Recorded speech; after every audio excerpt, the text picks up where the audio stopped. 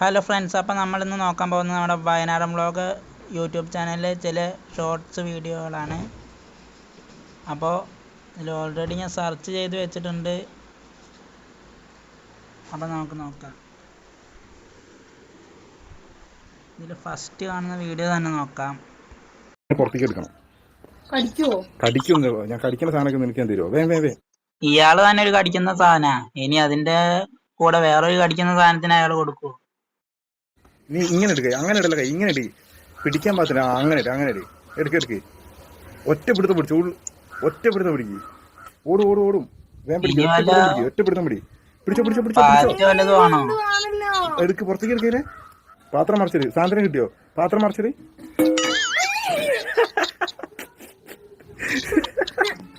കയ്യാട്ടെ. Best.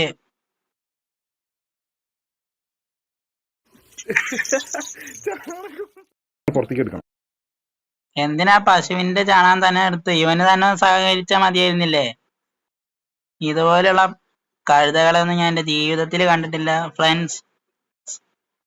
മറ്റുള്ളവരുടെ മുന്നിൽ സ്വന്തം ഭാര്യയെ നാറ്റിക്കുന്ന ഇയാളെ പോലെയുള്ള അലവലാദികളെ ഒന്നും യൂട്യൂബിൽ വെച്ച് വാഴിക്കാൻ പാടില്ല. നമുക്ക് എന്തായാലും ഈ വീഡിയോയിൽ വന്ന കമന്റ്സ് നോക്കാം.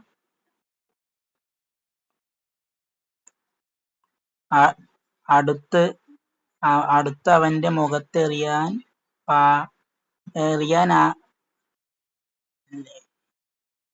കഷ്ടം.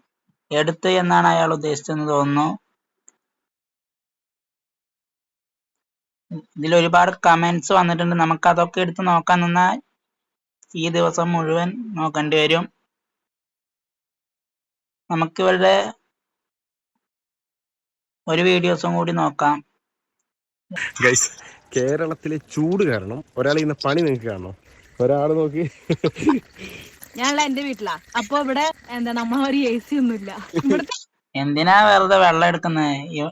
ഇവളുടെ ഒക്കെ തലയിൽ നെല്ലിക്ക തളാൻ വെക്കണം, അല്ലാതെ വെള്ളം ഒഴിച്ചിട്ട് കാര്യമില്ല. AC ആണ് ഇങ്ങനെയൊക്കെ ഉള്ളത്. അപ്പൊ ഞാൻ കുറച്ചേരം പുറത്തിറങ്ങി. എന്റെ അമ്മ ഒരു രക്ഷയില്ലാട്ട് ഇവിടുത്തെ വെയില്, എന്തോ ഒരു വെയിലെന്ന് പറയും. ആ വെയില് കുറച്ചേരം കൊണ്ടപ്പോഴേക്കും എനിക്ക് തല വേദനിക്കാൻ തുടങ്ങി. അപ്പൊ ഞാൻ തല വേദനിച്ച് തലയിൽ കുറച്ച് ചെമ്പരത്തിത്താളി വെച്ചിട്ടിരിക്കുക ടാങ്കിന്റെ അടിയില്. എത്ര മാത്രം ടെമ്പറേച്ചറിൽ നിൽക്കണം അറിയാം. തനിക്കുട്ടി ഉറങ്ങിയപ്പോ തനിക്കുട്ടീനെ മുഖത്ത് ഞാൻ നനച്ച തോർത്ത് പിഴിഞ്ഞിട്ട് ഇട്ട് കിടത്തിയത്.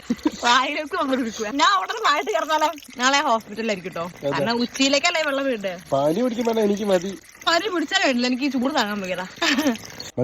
മതിയാവൂലടാ അത്. ഞാൻ വേറൊരു ഐഡിയ പറഞ്ഞേ. ഞാൻ ഈ ടാങ്ക് താഴേക്ക് ഇറക്കി വെച്ചരാം.